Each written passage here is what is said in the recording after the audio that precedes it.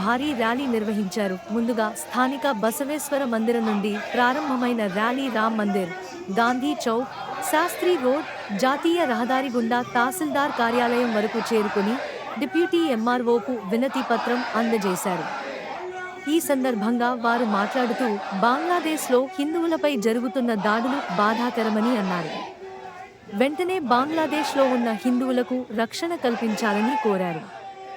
ఈ సందర్భంగా ఎలాంటి అవాంఛనీయ సంఘటనలు జరగకుండా పోలీసులు గట్టి బందోబస్తు ఏర్పాటు చేశారు. ఈ కార్యక్రమంలో హిందూ సంఘాల నాయకులు, పలు రాజకీయ పార్టీల ప్రజాప్రతినిధులు, నాయకులు, హిందువులు, యువత, మహిళలు పాల్గొన్నారు.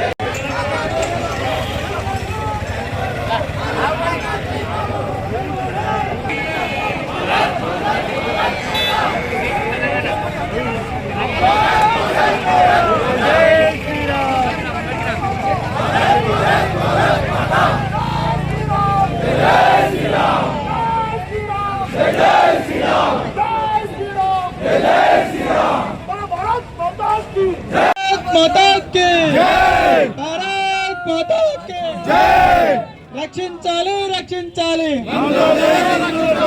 బంగ్లాదేశ్ హిందువులను రక్షించాలి బంగ్లాదేశ్ హిందువులను రక్షించాలి బంగ్లాదేశ్ హిందువులను రక్షించాలి. వచ్చి మరి ఎంఆర్ఓ గారికి మెమోరం ఇచ్చాం. మరి ముఖ్య ఉద్దేశం మరి బంగ్లాదేశ్ లోపల హిందువులను కాపాడాలని చెప్పేసి ఈ రోజు ఎంఆర్ఓ గారికి మెమోరం ఇవ్వడం జరిగింది. మరి హిందువులు అందరూ వచ్చిన అందరూ కూడా మరి ఒక్క నిమిషం వాళ్ళ జరుగుతున్న హింసా క్రీడకు వ్యతిరేకంగా సదాశివపేట పట్టణ ప్రజలందరూ కూడా కలిసి రావటం చాలా ఆనందదాయకం. ఈరోజు ర్యాలీలో పార్టీలకు అతీతంగా మైనార్టీ సోదరులు కూడా పాల్గొన్నారు. చాలా అభినందనీయం. సోదరభావాన్ని, గంగా జమున తహజీబ్ని ప్రదర్శించటం చాలా ఆనందకరం. ఈరోజు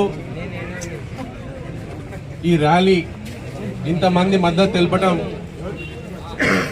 మనలో ఉన్న సఖ్యతకి, సోదరభావానికి నిదర్శనం. మానవత్వం గెలవాలి, పైశాచికత్వం నశించాలి. పైశాచికత్వానికి, రాక్షసత్వానికి కులం, మతం అనేది ఉండదు. అది ఎవరు చేసినా మనం ఖండించాలి. కాబట్టి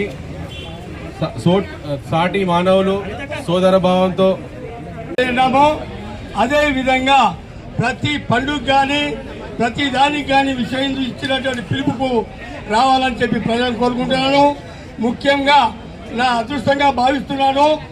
నేను పోయిన గురువారం నాడు అయోధ్యలో ఉన్నటువంటి ఆ సమయంలో వేల మంది సాధు సంతులు ఇదే బంగ్లాదేశ్లో హిందువులను బచావని చెప్పేసి ఒక పెద్ద బ్రహ్మాండమైనటువంటి ఊరేగింపు జరిగింది.